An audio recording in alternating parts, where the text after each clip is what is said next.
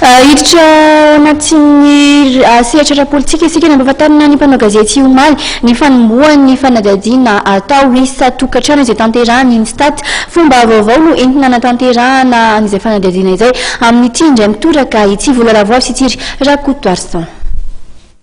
Amin'ny alalan'ny firisana telefona no anatanterahana amin'ny fanadihadihana isan-tokantrano izay rahan'ny Instat ny isan-tokantrano arvatsiny banky iraisam-pirenena ary ny PGD vola. Anomboka ny volana aprily ny fanadihadihana ary toisaky ny telo volana ka ny ahafantarana misimisy kokoa ny fiainana isan-tokantrano eto Madagasikara ny tanjony. Tokantrano 2,000 ao anatin'ny faritra 20 no anaovana fanadihadihana antsoina hoe miain'ny vahoaka malagasy. Ny zavatra vaovao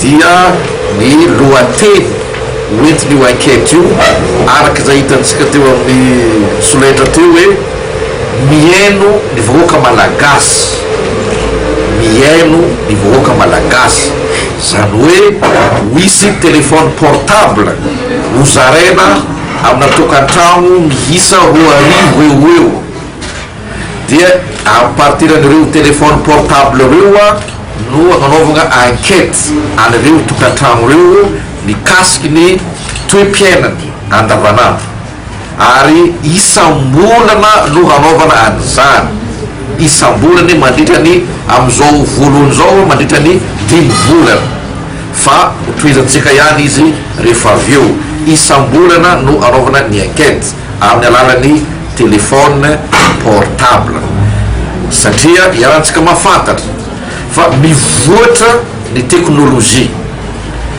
Izany teknôlôjia mivoatra zany dia ampiasainy rehetra, ampiasainy Instat koa eo amin'ny fanaparitahana antontanisa fo ampiasainy Instat koa zany teknôlôjia mivoatra zany eo amin'ny fanangonana antontanisa ka izao zany izao enquête vaovao natanterahana izao dia fanangonana antontanisa amin'ny alalan'ny teknôlôjia vaovao dia ny telefone portable. Mahatratra $3.4 ny teti-bola ampiasaina natotosana fanadihadihana. Fandaniana izay iverina fa ambany kokoa raha oharina amin'ny fanatotosana fanadihadihana mahazatra. Raha ny fanazavana dia nitokantrano natao fanadihadihana tamin'ny dingan'ny ONT no nitsongaina anaovana fanadihadihana telefona miain'ny vahoaka malagasy.